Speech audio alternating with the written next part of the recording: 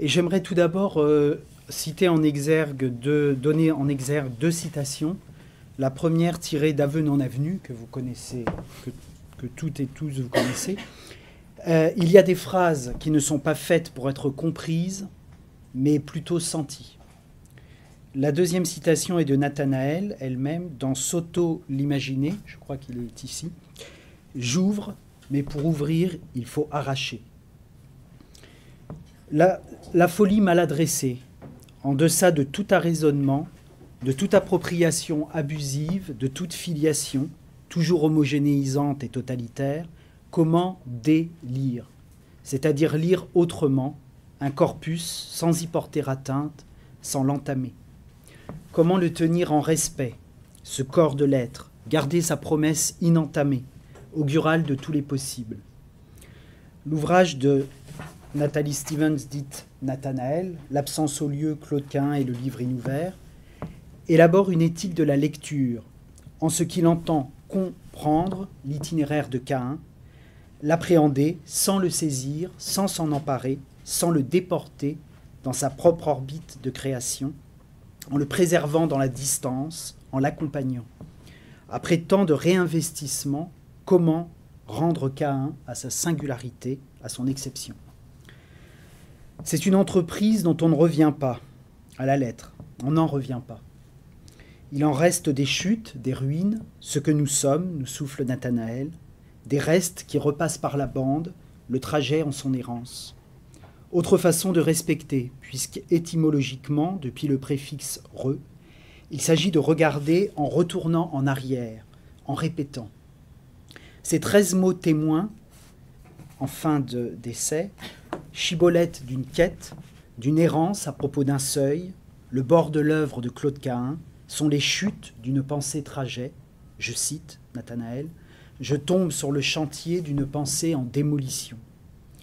La 13e lettre de l'alphabet, le M, la lettre absente, récurrente dans l'ouvrage depuis le mot faille, je ne sais pas comment le faire entendre, et son reste, l'une des signatures de Cahun, en outre, et par ailleurs la première lettre dans l'alphabet hébreu du mot met, c'est-à-dire mort.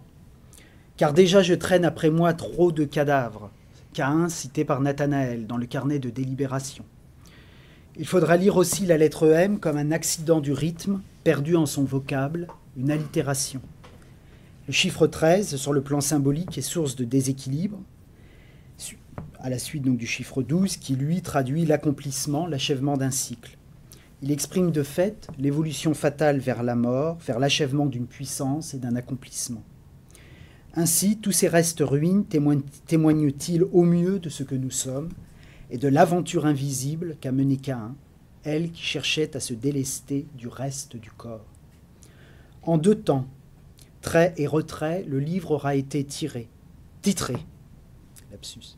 En 2 temps, signé.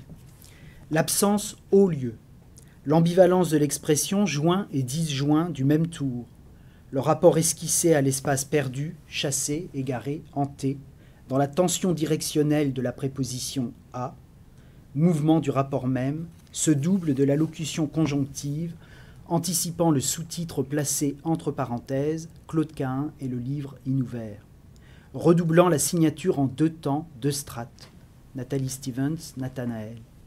Au cœur de la parenthèse, l'auteur, je vais vous faire entendre le S d'auteur, confronté à son impossibilité même, réinscrit l'origine, quoique déviée, dissimulée, signant la force des commencements, des seuils. Doublement signé, cet opus dissémine sa force de frappe, son potentiel signifiant, préparant le lecteur à la double strate des significations, dédoublant l'objet de la rencontre, spectralisant celui-ci, distinguant entre l'individu Cahun et l'œuvre inentamée, lorgnée. En 2 temps l'opus, 2 dates, car 2 langues. En 2009, la version anglaise de L'absence au lieu paraît, Absence Whereas, Claude Cahun and the Unopened Book, version, non traduction. Tant le passage en langue enregistre du reste et laisse apparaître ce que Nathanaël nomme le défaut de réciprocité. Claude Cahun aussi aura écrit entre français et anglais, acquérant la langue de Shakespeare dès l'adolescence alors qu'elle est pensionnaire d'une institution anglaise. traduisant ensuite le premier volume des études de psychologie sociale, La femme dans la société, d'Havelock Ellis en 1929. Premier temps, il y en aura 3, liminaire des parenthèses, ce qui échappe aux bibliothèques. D'emblée, Caïn aura ainsi figuré entre parenthèses, dès la vitrine de l'ouvrage, puisque le livre n'aura pas été ouvert, mais à la fin. Et qu'est-ce qu'un livre ouvert à la fin? Mais frôlé du regard, approché, apprivoisé, amadoué, caressé, mais non forcé. Cependant, on le sait, les parenthèses contenant la digression, l'enfermant, sont ambivalentes. Elles font passer par la bande le détail essentiel, la marge incontournable. Elles ménagent le contretemps, le déport dans la filiation, le soubassement généalogique porté à oubli. Inscrivent ce processus anamnésique par lequel la rencontre aura eu lieu, mais dans son effondrement même. Car toujours l'anamnèse compose avec son échec, et la relation, le rapport à l'autre désiré, attendu, sa défaite. Je cite Nathanaël, « Du relationnel, je retiens surtout la défaite, de la liaison, la partance, de la correspondance, l'envolée, de l'offrande, la main vide, vidée. Sans la faille originelle, pas d'aventure de l'écriture, pas d'aventure intérieure, invisible. Il importe de délaisser toute assise, et d'abord dans le langage. L'entregenre est l'un des modes de la venue du livre. Il faudra entériner ce geste fou, ce geste d'émis, laisser venir le livre. Qu'est-ce qu'un livre qui vient à vous? C'est d'abord rompre avec le classement et la taxinomie propres à ce que l'on nomme une bibliothèque. C'est aussi récuser le lieu comme étanchéité, laisser advenir la porosité. Un ordre échappant à la concertation, la décision calculée, advient, qui sépare entre le commun et le livre qui vient à moi. Je cite Nathanaël. La constitution de l'étagère visible depuis ma table de travail est déterminante. Il y a ces livres dont la sélection est déterminée par une considération affective, l'attachement à l'auteur, à une période de ma vie, à un lieu découvert, une sensibilité, sans pour cela négliger l'importance du texte dans ma trajectoire artistique, les pulsions qui la formulent. Deuil, mélancolie, langues et langueurs, désir, perversité se trouvent juxtaposés, sans raisonnement autre que celui capricieux et réfléchi que je leur accorde. Il y a ceux qui échappent, ceux qui restent en deçà, au-delà, à côté. Le cahier d'architecture signé Renzo Piano, vierge de toute trace, et la somme des écrits. Somme qui dérange les us, les normes, les conventions, qui déplace les lignes, celle qui fait migrer l'idée même du livre, de totalité close, achevée. Je cite, « À l'extrémité gauche, le geste textuel qui entame le mouvement de la collection entière, le livre où je veux en venir et qui vient, à moi, introduire perturbations et récriminations dans mon lieu de travail, fatidique rappel de la disjoncture et de la disparition, de l'effacement, ce mastodonte qu'est le tome écrit de Claude Caïn, photographe, mais auteur également, et que depuis qu'il me poursuit, demeure inouvert. Du moins jusqu'au moment où j'ai accepté d'en parler, d'ouvrir ce qui demeurait pour moi fermé, c'est-à-dire incontournable et invivable, mais combien impératif. Composé savant, forgé par Cuvier, le terme mastodonte fait sens. Frappé au sceau de l'ambiguïté, il associe deux motifs, la mamelle et la dent, étymologiquement, que la coutume n'associe pas ordinairement, et affiche l'étrangement qui le constitue. Qu'est-ce qu'un livre non signé? Non signé par l'auteur du livre, signé posthume, signé tout autant Leperlier et Jean-Michel Place.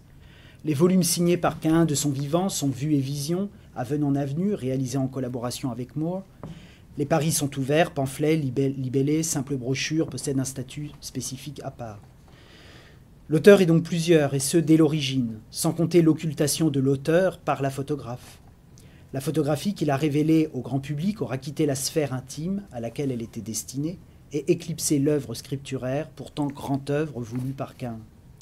Quel est donc cet objet paradoxal établi par un autre, et dont la signature entre migrance et imposture circule dérobée, et à laquelle Nathanaël rend sa juste place, entre deux parenthèses, deux lunules qui font rupture, qui rendent le référent à son autonomie, qui l'isolent du reste de la syntaxe, grammaticale, pensée, musicale. Ce serait également rendre Caïn à sa trajectoire circonstanciée et lui donner pouvoir de se retirer, de faire retrait, de s'absenter. Deuxième temps, la faille de la famille, généalogie des faits. Il y va d'un M entre la faille et la famille. Au commencement, il y va de la famille et de la langue, et de la complexité de la filiation généalogique, doublée du rapport troublé à la judéité. Le piège de la descendance souffle Nathanaël dans le carnet de Somme, que je vous cite. Ce n'est que lorsque je le prononce à voix haute, ce nom de Cohen, les syllabes bien détachées, Cohen, au moment de confirmer le soi-disant nom de jeune fille de F, que le N incrusté me saute aux yeux, aux oreilles, même mes doigts enregistrent le contact avec ce son par un faible tressautement, je toussote, c'est bien le mot, ce qui est de très mauvais goût, ce toussotement nerveux au creux du front, le mot à perte de vue, un nom illimité qui me prend au piège, une fois de plus, de la descendance. J'en descends de ce Cohen affamé de mon N, sur lequel j'insiste au point de la disparition, d'un néant voué à la perturbation. Cohen, le dévoué, le serviteur de Dieu. Ici, le piège de la descendance dont s'affranchit sans s'affranchir Nathanaël, Nathalie Stevens dit Nathanaël, le pseudonyme, puisque Nathanaël est encore, lui, le disciple aimé de Jésus, mode d'un retour à Dieu, donné par le Seigneur, don de Dieu. Écogidiens, sur lesquels nous ne nous attarderons pas, pour manque de temps, en témoigne l'ouvrage « Je, Nathanaël », qui réfléchit cette frontière problématique du réel et de la fiction et incarne la ferveur du disciple et qui entretient fort ce lien, il me semble, avec les Jeux uraniens de Claude Cahun.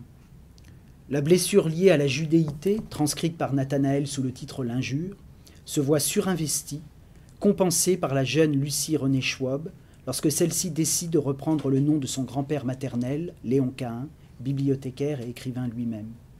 Tout comme Nathanaël, il s'agit d'affirmer tout en retrait, de marquer en effaçant.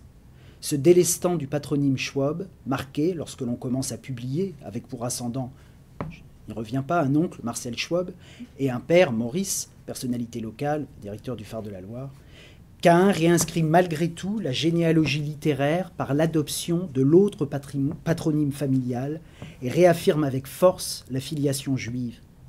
Je cite Cahun dans Confidence au miroir. « Celui de mon père, alors en 1912, en 14-18, au début de l'entre-deux-guerres, estimé d'un assez large public, et de mon oncle, encore apprécié d'une élite, même parmi les générations montantes, j'y substituais n'importe quoi. Mais je signais de préférence du nom de jeune fille de ma grand-mère, nom qu'à vrai dire je tenais pour illustre, mais savais inconnu de tous ceux que je pourrais jamais espérer avoir pour amis ou lecteurs. » Entre parenthèses, je me trompais, il y eut une exception, Pierre Macorlan. L'auteur de La Cavalière Elsa se devait d'avoir lu La Tueuse de Léon Cahun. En tout cas, il approuva le choix de mon pseudonyme, devinant et me laissant deviner qu'il appréciait le paradoxal motif. Ferme la parenthèse, nom qui plus est incontestablement youtre, et pour comble, discrédité dans la Bible, dans la Genèse même. Et la judéité interroge le rapport à l'histoire, celui qui fait son trou au cœur de la photographie, qui interpelle Nathanaël depuis sa table de travail, la hache de l'histoire qui frappe au centre du nom, celui que l'on s'est assigné, mais qui nous entraîne malgré nous, qui nous conduit au cœur de la catastrophe, puis un pas au-delà. Creusant la faille identitaire, délogeant définitivement le jeu de son fondement hégémonique, dispersant l'auteur aux quatre vents, creusant l'évidement au cœur même du mot, laissant à vif l'opération de césure, d'amputation, d'arrachement, laissant à vif, à vue, mais rappelant du même élan par le vide préservé, la faillite du M, son affreux effondrement et la hantise de l'origine, non barré, non raturé, mais évidé, épuisé, oblitéré.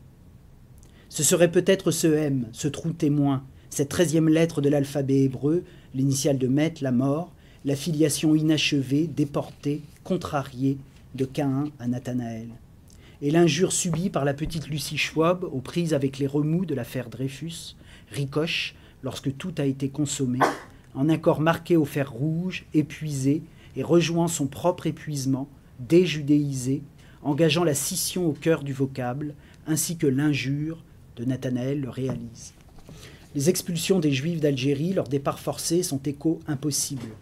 Quelques résonances à affronter, je cite le carnet de délibération, dans l'engagement d'un corps, à son corps défendant, corps rompu, en morceaux, inscrivant violences et frontières tout à la fois. Refus de la possibilité d'une mère, sollicitation d'une mère impossible, c'est dans le carnet de désaccord, nous souffle Nathanaël.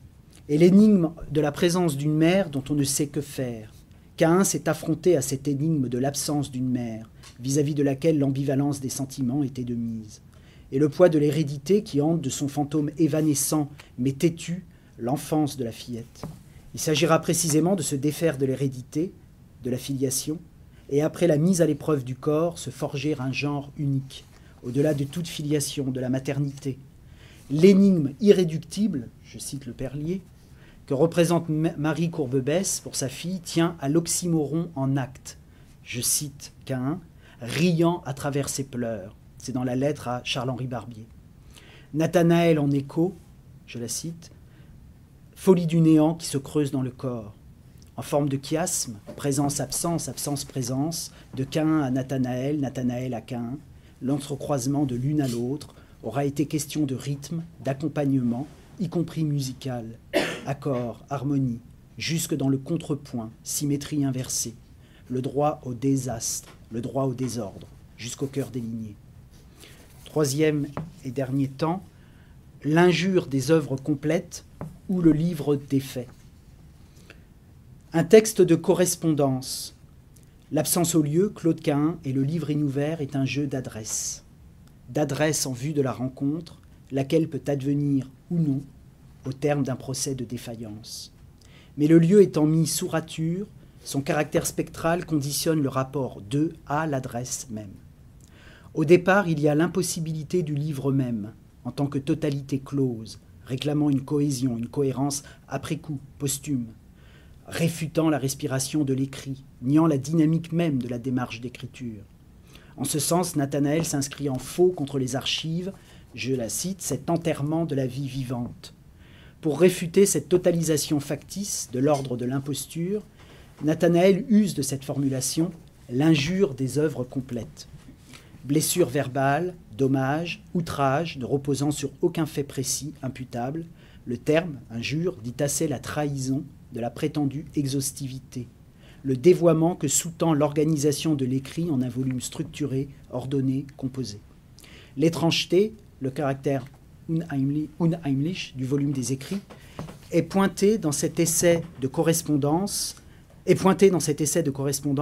qu'il faut aussi entendre selon les systèmes de correspondance dans les réseaux de transport, source d'embranchement potentiel. Chacun des 22 envois nourrit la faille originelle et intègre dans le lit de la pensée même les failles du discours, du raisonnement que l'on a coutume d'occulter au nom d'un raisonnement précisément dit sans faille, irréfutable. Ce déplacement des lignes aboutit dans le second temps de l'essai, le livre où je veux en venir, au livre en tant que, je cite Nathanaël, voracité de mort repoussée, et dont l'inouverture garde toutes les promesses. C'est aussi à la défaite du livre que ce propos renvoie, ce que l'expression idiomatique convoquée en sous-main suggère. Mais où veux-tu en venir ? Attestant des tâtonnements féconds et ragés du cheminement d'écriture qui, je cite l'absence au lieu, liminal, délimite et distant, distord et dément.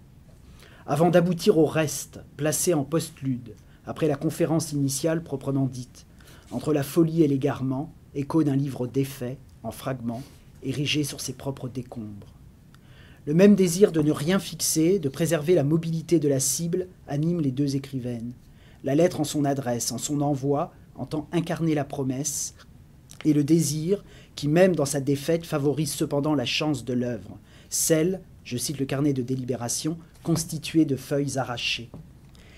Épave, le seul livre visible, souffle encore Nathanaël dans le même carnet. Épave, titre de la première sous-section du chapitre 7 d'Aveux non avenus. C'est dès lors l'assomption de la note, du fragment, de la feuille détachée du scrapbook, du morceau, de la feuille volante. Depuis la ruine, la trace, le reliquat, les pièces du rhapsode, faire du livre erreur le livre de toutes les possibilités, souligne Nathanaël. C'est depuis le mode de l'épiphanie, de la formulation fulgurance, du trait de pensée et d'écriture, reconnaître le livre comme la seule possibilité du lieu qui l'incarne et qui l'émiette. Claude Caïn cité par Nathanaël. « Écrivez-moi des lettres comme vous savez le faire, vivantes, émouvantes, l'illusion d'une présence. C'est enfin dépasser la littérature au nom du primat de l'existence et de son aventure invisible, laquelle requiert tous les modes d'investissement et de mobilisation possibles, et quitter enfin les bords du cadre imposé, convenu. Nathanaël souligne ce potentiel épiphanique et disséminant de l'écrit, envisagé sous le mode de la correspondance. Je la cite. Parce que justement, la chose appelée livre n'est pas une chose tangible, mais est plutôt de l'ordre de l'apparition, irréduisible au nombre de ses pages ou à l'épaisseur de sa reliure, à l'envergure de la presse, mais volatile et éparse. Pour conclure, ou pour ne pas conclure, je ne sais pas, chute ou ce qui reste. Reste, Gide, qui ricoche de l'une à l'autre, de l'autre à l'une, l'entregenre dont il aura été trop peu dit, cette chute, cette élision du marqueur grammatical du féminin chez Nathanaël, la tension de l'écrit vers l'androgyna, un neutre actif et non pas passif chez Caïn, cet hermaphrodisme du mot, j'emprunte évidemment la formule à Nathanaël, qui ne cesse de tisser ses échos avec l'outre-genre de Caïn, et puis ce mouvement flou, du vécu à la fiction, de la pensée à l'imaginaire, ce personnage d'un roman inachevé, Claude, je cite Nathanaël, limbique, ni tout à fait incarné, ni tout à fait dissous, mais épris. C'est dans le carnet de désaccord. Faisant écho au « je suis prise ». Alors, il faut évidemment, le E terminal est à chaque fois en italique. « Je suis prise » et « prise » épuisée de l'absence au lieu. Reste la photographie, évidemment. Celle qui aura au cœur de notre opus suscité le vertige, la perte, la photo comme gouffre, interrogée depuis ce qui fut à l'origine une conférence dans le séminaire de Martine Delvaux, intitulée Photobiographie et sexuation. Les autoportraits de Claude Caïn et de Nathanaël sont confrontés l'un à l'autre depuis la légende, l'auteur, avec un S, portant à visibilité la force rassemblante qui opère par indistinction, absorption, soustraction l'une de l'autre. Je cite Nathanaël, « En elle, je me ressemble ». La photo de Caïn accomplit un rapt, avale son spectateur, cannibalise le sujet et le spectateur. Elle informe sur l'effacement de ce qui est en train de se faire, le dérapage inéluctable du lieu à chaque nouvel emménagement. Il faudrait donc dire la photographie comme folie qui guette. Je cite la 4e de couverture, « L'inlassable inferno d'un regard ». La photo comme aporie. Je cite Nathanaël, elle invite et répugne. Suscite deux questionnements. Qu'est-ce que mon là et puis-je en revenir? Elle annihile la force d'habitude, d'usure, le regard et gâche la chance de la rencontre. C'est précisément l'écho, l'écart attaché à la photographie entre le moi de la spectatrice et le moi de l'auteur représenté qui révèle l'absence qui accourt. Dès lors, le mouvement de dépropriation entamé par Nathanaël et sans cesse relancé par le rythme de la pensée en ses accidents, nous incite à revenir peut-être à la singularité sans reste de l'artiste, à ce qu'elle était, je parle de Caïn bien sûr, avant de devenir le mythe qu'ils, elles, en ont fait. La rendre à l'événement, lequel n'a lieu qu'une fois, aux prises avec, je cite Nathanaël, la hantise qui frôle la démence. Laisser parler l'œuvre, la laisser venir dans la violence de sa sommation, et trouver la forme depuis l'écho que celle-ci nous renvoie. Je cite le carnet de désaccord. « Je mets en pratique une méthodologie de l'évidement, pas seulement à cause de ma mémoire défaillante, mais parce qu'il me faut faire de la place. En ce sens, je ne fais pas dans l'accumulation et l'archivage du savoir, des objets ou des personnes, mais dans le drainage. Dans ce qui échappe, ou la tenue de l'échapper, gît la possibilité du chemin et de la rencontre, ou pas. » Je vous remercie.